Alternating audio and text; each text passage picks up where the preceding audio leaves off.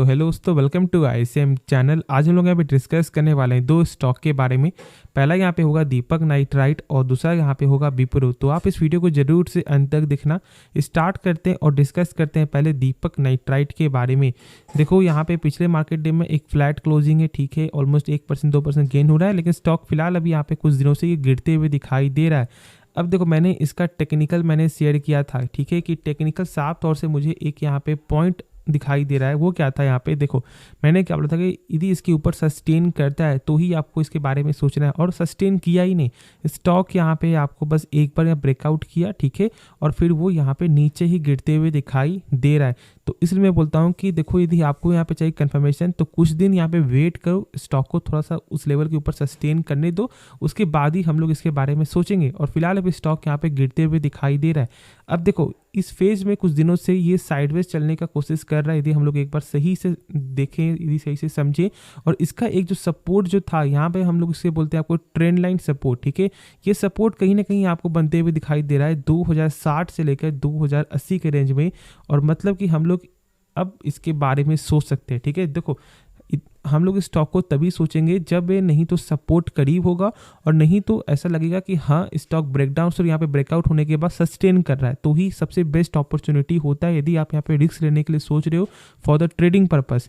बाकी ऐसे long term purpose के लिए मैं बार बार बोलूँगा, यदि आपने 2200 में स्टॉक को बाई किया है, कोई दिक्कत वाली बात नहीं है। कंपनी का जो पेग रेशियो है ना, वो यहाँ पे यही बता रहा है कि अभी कंपनी का जो वैल्यू है उसके हिसाब से कंपनी कुछ भी अभी मतलब इसका दाम नहीं मिल रहा है, ठीक है। 0.64 का यहाँ पे पेग रेशियो है, मतलब शानदार वैल्यू। देखो, पेग रेशियो पी से भी ज़्यादा यहाँ पे इंपॉर्टेंट होता है। इस बात को आप लोग जितना जल्दी समझोगे उतना ही यहाँ पे आसान होता है। और यदि ये 1 से कम है, मतलब समझ जाना कि भाई अंडर वैल्यू स्टॉक आपको मिल रहा है। बस कंपनी के बारे में समझना है, कंपनी को जो बिजनेस यहाँ पे समझना है कि हाँ, क्या आप लोगों को पसंद आ रहा है। उसके बाद बस यहाँ पे कोई दिक्कत वाली बात है ही नहीं। मैंने टेक्निकल शेयर किया हुआ है, इस रेंज में मिल जाए आप लोगों को, जरूर से आप इसके बारे में सोच सकते हो। रिस्क बहुत ही कम होगा, लेकिन रिटर्न कहीं ना कहीं यहाँ पे ये आपको जो करेक्ट यहाँ पे ऊपर की तरफ जाते हुए दिखाई दे दे, एक यहाँ पे आपको जो रिवर्सल ये दिखाई दे दे। तो इसलिए इस बात को भी आप लोग को समझना है। अब देखो, जो लोग यहाँ पे बोलते हैं कि सर केमिकल सेक्टर फिलहाल अभी यहाँ पे लगातार प्रेशर है, क्या करें। देखो, कोई भी सेक्टर का एक फेज होता है, और केमिकल प्लस मेटल, ठीक है, ये सब एक ऐसा सेक्टर है जहाँ पर आपको अप्स एंड डाउन दिखाई देता है। देखो, ऑलमोस्ट यदि हम लोग एक बार दीपक नाइट्राइट का यदि हम लोग इसका आपको बिजनेस देखें, तो इनका जो एक्सपोर्ट का जो मतलब है काम, वो तो यहाँ पे एक अच्छा ऑलमोस्ट यहाँ पे चल ही रहा है। और यदि हम लोग इनका देख ले कि भाई हाँ, इनका टोटल आपको जो कंट्रीब्यूट यहाँ पे क्या दिखाई देता है, तो देखो एक बार यहाँ पे ये डाटा 1 साल पहले का है, ठीक है, ये डाटा पहले का है, लेकिन इसके हिसाब से हम लोग एक बार गौर करें तो ये ज़्यादातर एक्सपोर्ट यहाँ पे करता है आपको जो यूरोप, यूएस और यहाँ पे एशिया एंड आपको मिडिल ईस्ट में, ठीक है। मतलब ऑलमोस्ट 22% यहाँ पे एक्सपोर्ट का इनका बिजनेस है, ठीक है, जो इनका यहाँ पे सेल्स आपका हो रहा है। और जो डोमेस्टिक मतलब अपने भारत में 78%। तो मतलब इनका एक्सपोर्ट का थोड़ा सा काम यहाँ पे जो असर पड़ा होगा, इस बात को आप लोग जानते हो, ठीक है। सही यहाँ पे जो ग्लोबली सही चीज़ यहाँ पे दिखाई नहीं दे रहा है। जो लोग यहाँ पे जो आपको ये डरते हैं कि सर जो इनका क्या ऐसा हो सकता है कि बिजनेस पे यहाँ पे इम्पैक्ट पड़े, क्योंकि जानते हो कि फिलहाल अभी भारत और आपका यहाँ पे कनाडा कुछ यहाँ पे जो है सही नहीं चल रहा है आपको रिलेशन। तो देख सकते हो कि इनका बिजनेस आपको कनाडा में नहीं है, तो डर वाली कोई बात है ही नहीं, ठीक है। जो इसलिए मैंने आपको ये पॉइंट शेयर कर दिया जो लोग यहाँ पे जानना चाह रहे थे। तो बाय होल्ड सेल के मामले में ये डिसीजन आपका होना चाहिए, लेकिन मेरे हिसाब से कंपनी का फंडामेंटल मुझे ये यहाँ पे जो बोलने के लिए नहीं बोलता है कि कंपनी खराब है, ठीक है। मेरे हिसाब से कंपनी का फंडामेंटल भी यहाँ पे स्ट्रॉन्ग ही शो करता है, सारा कुछ यहाँ पे सही है। देखो, रिटर्न ऑन कैपिटल एम्प्लॉयड यहाँ पे 29% का है, मतलब कंपनी का पैसा 1 साल बाद यहाँ पे 29% से ग्रो आपका यहाँ पे हो रहा है। एक भी जो परसेंट शेयर यहाँ पे प्लेज नहीं है, मतलब कि गिर भी नहीं है, ठीक है। यहाँ पे प्रमोटर स्टेक एक भी यदि हम लोग एक बार देख ले तो इनका जो टोटल जो प्रमोटर स्टेक यहाँ पे क्या दिखाई देता है 49% का, मतलब 50% प्रमोटर यहाँ पे मान लो होल्ड करके चल रही है, और एक भी गिरवी से नहीं है। ये कोई छोटी मोटी बात है नहीं। और 8% यहाँ पे फॉरेन वाले का भी स्टेक है, और डोमेस्टिक वाले का भी स्टेक देख सकते हो 15%। लेकिन यहाँ पे डर कर स्टॉक को सेल कौन कर रहा है भाई? पब्लिक। जहां पर आप लोग 35% से घटकर सिर्फ 27% जो डाटा यहाँ पे आ चुका है, और आप लोग यहाँ पे सेल कर रहे हो। और देखो यहाँ पे म्यूचुअल फंड क्या कर रही है, 10% से बढ़ाकर 15%।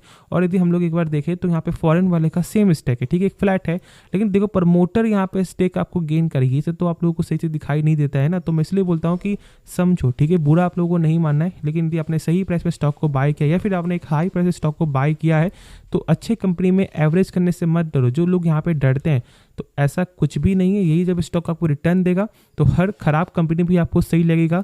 इस बात को आप लोग सही से जानते हो, ठीक है। यदि खराब कंपनी आपको रिटर्न दे रहा है तो आप लोगों की नज़र में क्या जाएगा, यार ये कंपनी ने मुझे रिटर्न बना कर दिया है, मतलब कि कंपनी सही है, हम लोग इसमें भरोसा कर सकते हैं। तो ऐसे नहीं होता है, ठीक है। इस बात को भी सही से समझ लेना। अब देखो जो नेक्स्ट स्टॉक है वो यहाँ पे विप्रो। देखो विप्रो में क्या है कि मतलब कुछ दिनों से गिरावट है और मैंने इसका भी टेक्निकल शेयर किया था कि देखो मुझे यहाँ पे अभी कुछ आपको जो रिजेक्शन, कुछ हम लोग यहाँ पे समय वेट करके चलेंगे। वो लोग ये बोलते कि सर यहाँ से टारगेट बढ़ा है, लेकिन देखो क्या हुआ, स्टॉक यहाँ पे अपना जो ट्रेंड लाइन यहाँ पे आपको ब्रेक डाउन किया, फिर ये यहाँ पे रिवर्स जाते हुए दिखाई दिया था। लेकिन मैंने क्या बोला था कि देखो जब तक यहाँ पे कंफर्मेशन ना हो, इसके ऊपर सस्टेन ना करे, तब तक हम लोग इसके बारे में नहीं सोचेंगे। जस्ट यहाँ पे क्या हुआ, गिर गया, ठीक है। लेकिन देखो ये गिरावट पूरे आईटी सेक्टर में ही दिखाई दिया है, तो ये कॉमन गिरावट है। लेकिन हम लोग ऐसा मान सकते हैं कि यदि गिरावट हुआ है और यदि हम लोग टेक्निकल पॉइंट से भी उसे देखें तो शायद स्टॉक का प्राइस यहाँ पे 395 तक भी आते हुए दिखाई दे सकता है। और हम लोग तभी सोचेंगे जब इसका ये ट्रेंड लाइन जब अब यहाँ पे बन चुका है, आपको रेजिस्टेंस आपका ये यदि यहाँ पे ब्रेकआउट करके सस्टेन करता है तो फिर हम लोग सोचेंगे। लेकिन ऐसे जो अभी फिलहाल यहाँ पे न्यूज़ क्या आते हुए दिखाई दे रहा है कि यहाँ पे जो है क्वार्टरली रिजल्ट का यहाँ पे डेट आपको हम लोगों को मालूम चल गया है। मतलब 18 अक्टूबर को यहाँ पे Q2 का नंबर आते हुए दिखाई देगा जो फोकस वाला होगा, ठीक है। यहाँ पे इन्फोसिस का भी जानते हो डेट आपका 12 अक्टूबर है और यहाँ पे जो विप्रो का है 18 अक्टूबर, ठीक है। और साथ साथ यहाँ पे आपका एसीएल टेक का भी है 12 अक्टूबर ही, जहाँ तक मुझे यहाँ पे याद है। जो कन्फ्यूजन थोड़ा सा डेट का होगा तो आप लोग जरूर से मुझे यहाँ पे आप कमेंट कर देना, ठीक है। अब देखो यहाँ पे होल्ड सेल के मामले में वो डिसीजन आप ही का होना चाहिए, लेकिन मेरे हिसाब से विप्रो एक शानदार कंपनी है। हाँ ये आपको जो स्लो जरूर चलती है, लेकिन ऐसा नहीं कि कंपनी खराब है। यदि हम लोग इसका मैक्स टू मैक्स देखें डाटा तो एक बार चार्ट यहाँ पे आप देखो, ठीक है। चार्ट को समझ करके भी हम लोग ये पता लगा सकते हैं कि कंपनी कैसी है। देख सकते हो कि यहाँ पे ये चार्ट क्या बता रहा है आपको कि कंटिन्यूस यहाँ पे ये आपको धीरे धीरे करके मतलब यहाँ पे स्लो है, लेकिन रिटर्न बनाकर ये कंपनी ने दिया है, ठीक है। एक चीज़ आप गौर कर रहे हो। और उसके बाद जो यहाँ पे 700 तक स्टॉक जाते हुए दिखाई दिया तो बहुत से लोग यहाँ पे 700 में स्टॉक को बाई कर लिए होंगे।